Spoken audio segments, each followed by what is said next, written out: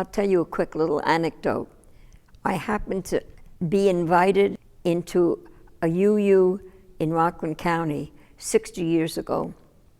And it was a new congregation. They didn't even have a building yet. They were renting space at the local Y. During the coffee hour, some gentleman walked up to me and talked to me. And when he found out I was a dancer, he said, "We have a teenage RE group. Would you be willing to come and do a service on Sunday for them?" And I didn't know what a service for an RE group would be like, because I had never been in a UU before.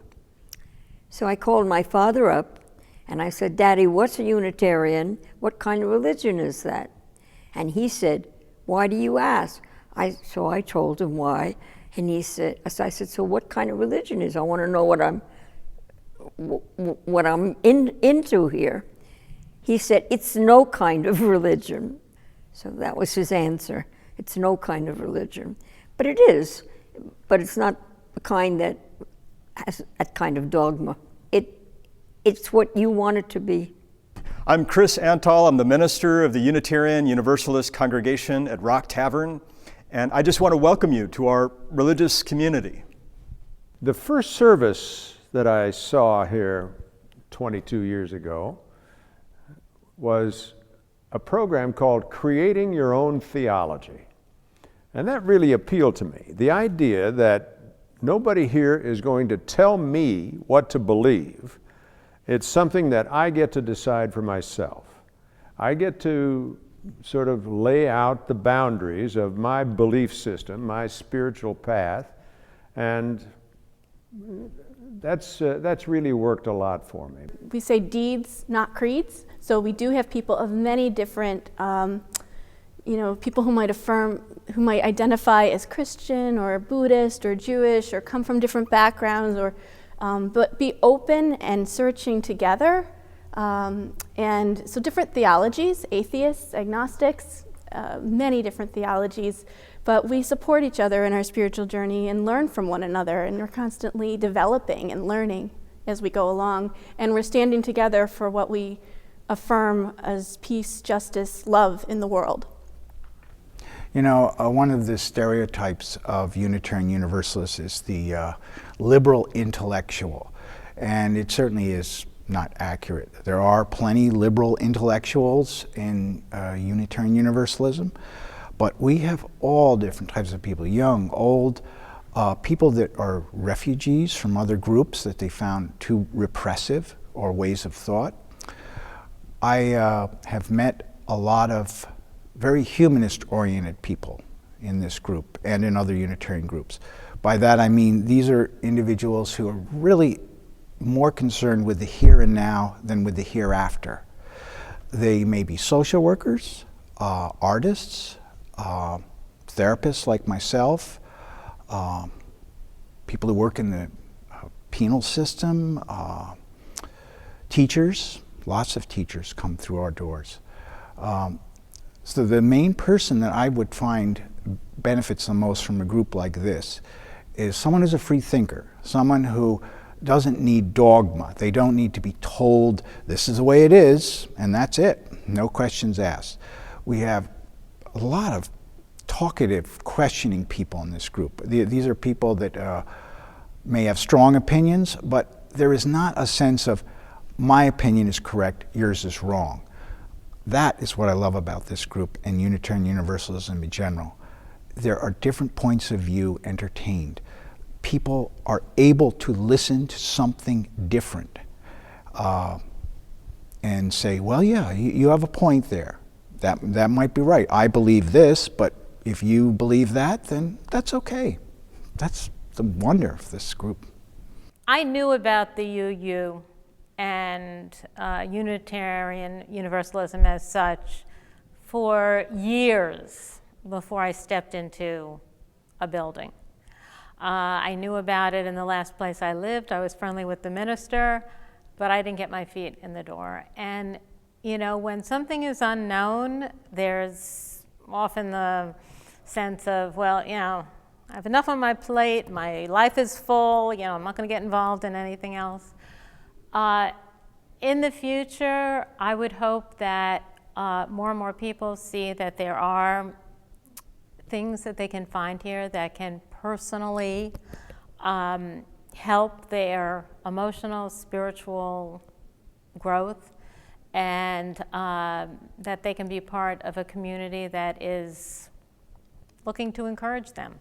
Everyone is welcome here. And, you know, I will just say, I think anyone who is open to questioning their worldview and questioning and open in their search is welcome here.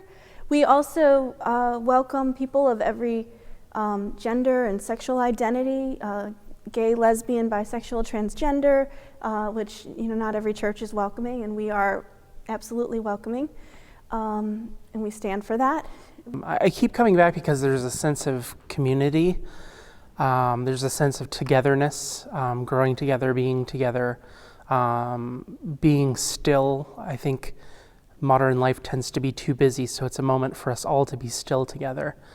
And I'm particularly glad that it's a welcoming congregation, and that I feel welcome here as someone who is LGBT identified.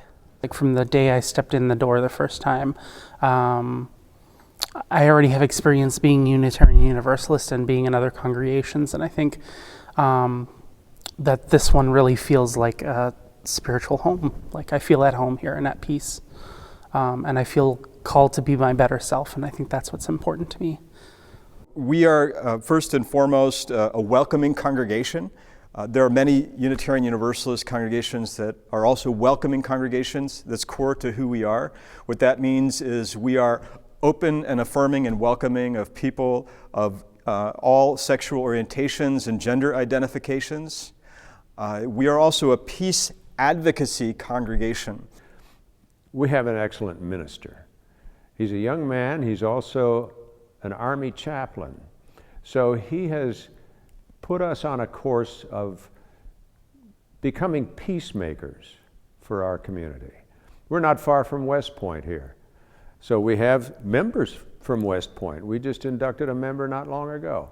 We understand the work of creating peace is complex and involves the whole range of inner work, from cultivating spiritual disciplines and to interpersonal peace and being able to communicate nonviolently, to work in the community through confronting oppression and racism in institutional settings, to international work, engaging with military personnel and the veterans community, and also doing legislative advocacy and work to impact our foreign policy around the world. So those are our areas of focus as a congregation, being a welcoming congregation, being a peace advocacy congregation, and that's where we direct our energies, and that's where we feel we can make the biggest impact.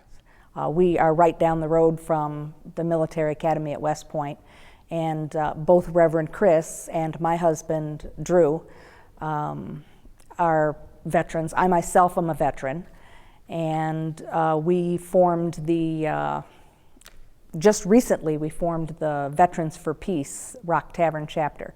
So I'm one of the founding members of that organization. So we want to support returning veterans and in healing their trauma and finding community. And then in addition to that, the welcoming congregation part of the piece, we have participated in the Pride marches. We welcome active involvement of people from the LGBT community. We've been a supporter of Nights Out over at West Point, which is the LGBT Alumni Association at West Point. And this year we're looking to be sponsors, as we have in the past, of the annual dinner where they have various luminaries. Reverend Chris has been the minister, the chaplain. They asked all these different Army chaplains, and nobody would do it the first year. And so Reverend Chris did step in, and he was the chaplain, gave the invocation. And we have been sponsoring nights out since the very first year. They're all active. They're all socially concerned. They're community concerned. There's a very active social actions committee, and they're very human. They all care, and they have a lot of feelings, and they express them. It's not just a Sunday stage. It's people live what they feel here. I don't know. I seem to see a lot of seekers, people trying to find a place that they fit in spiritually, that leaves room for our own individualities, but doesn't leave us alone as an individual. We're not called to be rugged individualists. We're here to help each other, but there's room for us to be here and be an individual. So I think anyone who's looking for a spiritual environment like that will find a home in Unitarian Universalism and here at UUCRT. Speaking in front of groups is something that can be very intimidating, but when I lead a congregational meeting here, I am speaking in front of my friends. They're my friends, they're my spiritual family, so that it's not as intimidating as speaking in front of a group. Well, it's meant a lot to me. I've been here since 2006. I've had my daughter dedicated here, a little baby dedication. I came when I was pregnant, and I had a 3-year-old and a little baby, and I've raised my kids here and my family, and I'm now on the path to ordained ministry. I'm actually becoming a commissioned lay minister with this congregation, where I'll be preaching once a month. It's given me inspiration, it's given me leadership opportunities. It's been a supportive community. So we are Unitarian Universalists. Our Unitarian heritage affirms we share a common origin, and our Universalist heritage affirms that we share a common destiny. What matters most to us is not right belief, but right relationship. And the important question that we ask when we gather in religious community is not what happens when we die, but how should we live with the life that we've been given. Our religious community is grounded in a commitment to pluralism. Pluralism for us involves first and foremost an energetic engagement with diversity, not just diversity alone, but an energetic engagement with diversity. Pluralism is not just tolerance, but it's an active seeking of understanding across lines of difference. Pluralism is not relativism, but it's an encounter of commitments. And finally, pluralism in our community is based in dialogue, that we gather together and engage in dialogue, bringing the diversity of our beliefs together, and through that discovering the way to live well in this world.